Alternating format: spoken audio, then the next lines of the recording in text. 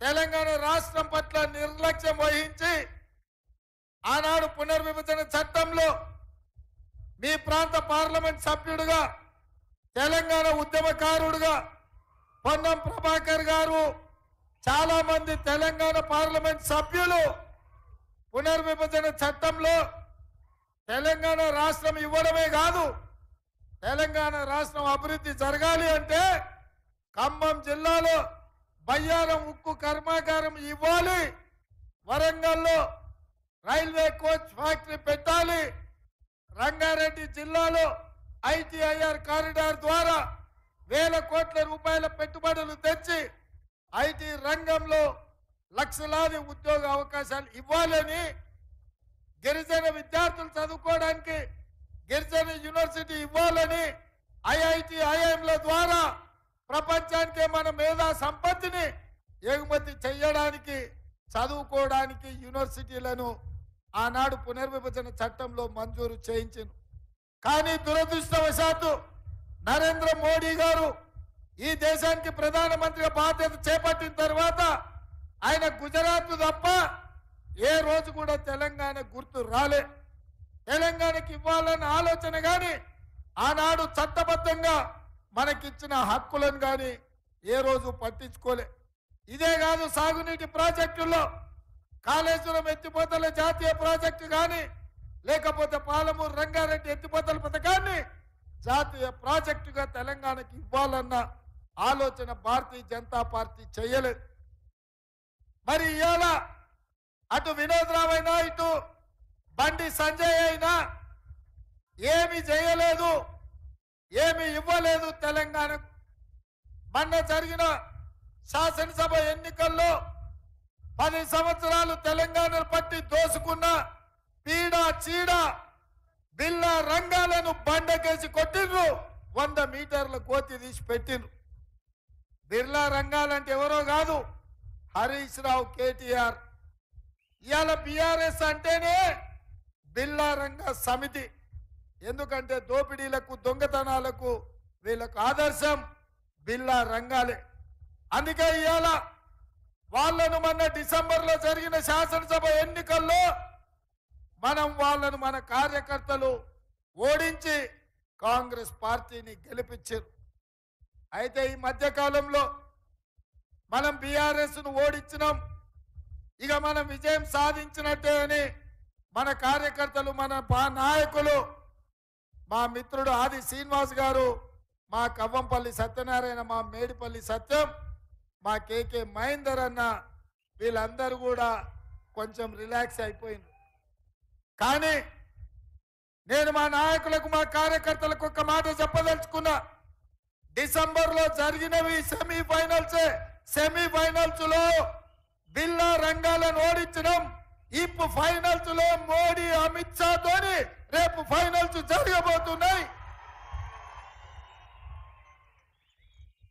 Finals లో మనం బీజేపీని ఓడించాలి. సెమీఫైనల్స్ లో బీఆర్ఎస్ ను పొందబెట్టినాం, ఇప్పుడు బీజేపీని ఢీ కొనబొట్టబోతున్నాం. ఇవాళ మోడీని ఓడించబోతున్నాం మన కార్యకర్తలు అండగా నిలబడి. అందుకే మిత్రులారా, ఇవాళ మీరు ఆలోచన చేయండి.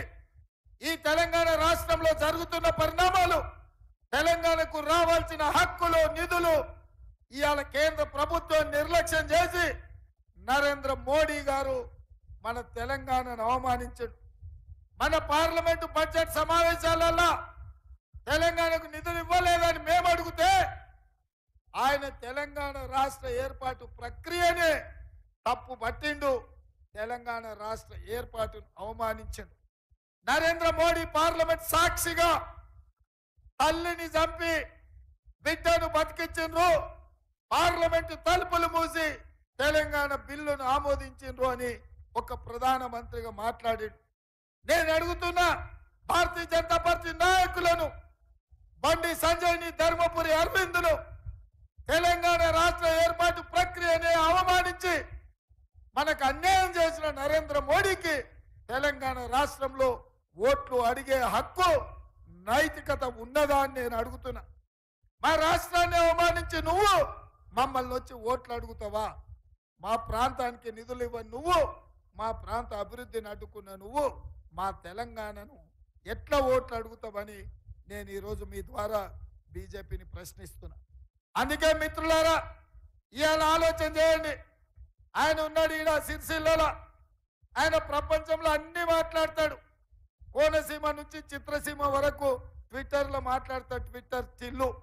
మరి నేను అడుగుతున్న ఈ ట్విట్టర్ చిల్లును ఇవాళ ఎస్సీ ఎస్టీ బీసీ రిజర్వేషన్లను రద్దు చేయాలని, రాజ్యాంగాన్ని మార్చాలని నరేంద్ర మోడీ భారతీయ జనతా పార్టీ కుట్ర చేస్తుంటే ఈ ట్విట్టర్ చిల్లెందుకు ఇవాళ మోడీని ప్రశ్నిస్తలేడు?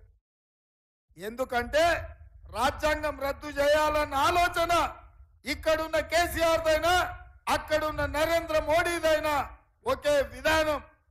2022 ఫిబ్రవరిలోనే కల్వకుంట్ల చంద్రశేఖరరావు గారు రాజ్యాంగాన్ని మార్చాలి, సమూలంగా మార్చి కొత్త రాజ్యాంగాన్ని రాసుకోవాలని చంద్రశేఖరరావు గారు మాట్లాడారు. నేను ఇవాళ తెలంగాణ మేధావులను, కవులను, కళాకారులను ఇవాళ ఆలోచన చేయమని నేను అడుగుతున్నా. ఇవాళ 400 సీట్లు కావాలని, 400 సీట్లు ఇస్తే రాజ్యాంగాన్ని మారుస్తామని, ఎస్సీ ఎస్టీ బీసీ రిజర్వేషన్లు రద్దు చేస్తామని భారతీయ జనతా పార్టీ అంటుంది. ఇవాళ మా దళిత గిరిజన బలైన వర్గాల సోదరులను నేను అడుగుతున్నా. మన ఓట్ల ద్వారా, మనం గెలిపించిన సీట్ల ద్వారా మన సమాజంలో ఆనాడు డాక్టర్ బాబాసాహెబ్ అంబేద్కర్ అందించిన రిజర్వేషన్లను రద్దు చేస్తామంటే మనం చూసుకుంటూ ఊరుకుందామా? ఇది సమాజానికి మంచిదా అని నేను అడుగుతున్నా. అందుకే ఇవాళ రిజర్వేషన్ల రద్దు గురించి బీజేపీ మాట్లాడుతుంటే బీఆర్ఎస్ ఒక్క మాట కూడా మాట్లాడతలేదు. చంద్రశేఖరరావు నిన్న మొన్న బస్సు యాత్ర చేసిండు, కొడుకేమో కారు ఖరాబ్ అయింది అంటున్నాడు. నేను ఒక్క మాట గుర్తు చేయదలుచుకున్న కేటీఆర్, కారు ఖరాబ్ అయ్యి షెడ్డుకు పోయింది అంటుండు. కార్ఖానా నుంచి మళ్ళీ వాపసు రాదు, అది తూకానికి అమ్మాల్సింది. ఎందుకంటే అది అనుం చెడ్డది, ఇంకా ఉపయోగం లేదు. అందుకే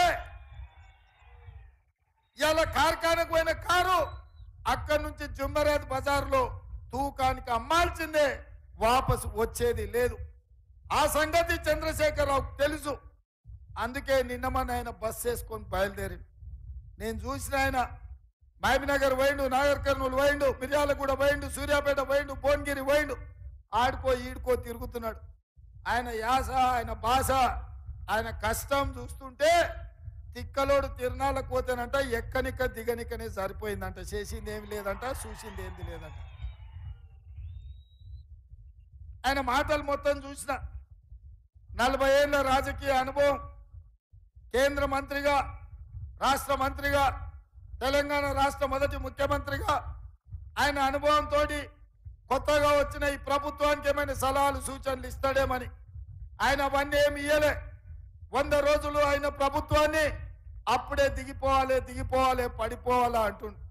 నేను అడుగుతున్న ఇక్కడ ఉన్న మా మిత్రులను, అయ్యా 100 రోజుల్లో 5 గ్యారెంటీలు అమలు చేసిన మనం దిగిపోవాలంటే 10 ఏళ్ళు తెలంగాణను దోచుకున్నా, ఈ 10 ఏళ్ళు తెలంగాణకు అన్యాయం చేసిన భారతీయ జనతా పార్టీ ఇవాళ అధికారంలో ఉండాలనా?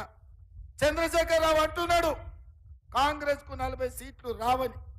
అంటే పరోక్షంగా బీజేపీ 400 సీట్లు వస్తుందని చంద్రశేఖరరావు చెప్పినట్టే కదా. చంద్రశేఖరరావు ఇంకో మాట అన్నాడు, సంకీర్ణం వస్తుంది, అందులో బీఆర్ఎస్ ప్రభుత్వం ఉంటుంది, నామ నాగేశ్వరరావు మంత్రి అవుతాడని. మరి నేను చెప్పదలుచుకుని వేదిక మీద నుంచి, సిరిసిల్ల గడ్డ మీద నుంచి బీఆర్ఎస్ ఇంటి మీద వాలిన కాకి కాంగ్రెస్ వాళ్ళ ఇంటి మీద వాళ్తే ఉన్న పలంగా కాల్ చేస్తే మా కాకిని కూడా రానియము, కారు గుర్తోని మా గల్లీలో కూడా అడుగు పెట్టనీయం. అంటే ఎన్నికల తర్వాత బీజేపీతో కలిసి పోవాలని ఇవాళ బీఆర్ఎస్ వాళ్ళు సిద్ధమైనట్టే కదా. లేకపోతే 1, 2 గెలిస్తే అవి తీసుకొని పోయి మోడీకి అమ్మాలన్న ఆలోచన ఇవాళ చంద్రశేఖరరావు చేస్తున్నట్టే కదా. అందుకే మిత్రులారా, 2 సార్లు అధికారం ఇచ్చిండ్రు, ఓసారి 12, ఓసారి 9 ఎంపీలు ఇచ్చిండ్రు. ఏం చేసిండే చంద్రశేఖరరావు? ఈయన కార్లాగా కనిపిస్తుంది, ఢిల్లీకి పోతే కమలం అయిపోతుంది. రైతు వ్యతిరేక నల్ల చట్టాలు కావచ్చు, 377 ఆర్టికల్ కావచ్చు, సిటిజన్ అమెండ్మెంట్ యాక్ట్ కావచ్చు, యూనిఫామ్ సివిల్ కోడ్ కావచ్చు, నోట్ల రద్దు కావచ్చు, జిఎస్టి కావచ్చు. ఈ చట్టాలు తెచ్చినప్పుడల్లా రాజ్యసభలో లోక్సభలో నరేంద్ర మోడీకి కల్వకుంట్ల చంద్రశేఖరరావు మద్దతు పలికిన మాట వాస్తవం కాదా? ఓట్లేసింది నిజం కాదా? ఇవాళ వీళ్ళిద్దరు కూడబలుక్కొని చీకటి ఒప్పందం చేసుకొని ఎక్కడ కాంగ్రెస్ పార్టీ గెలిచేటట్టుంటే అక్కడ ఒకరికొకరికి అడ్జస్ట్ చేసుకొని ఇవాళ ఎన్నికల బరిలో దిగుతున్నారు.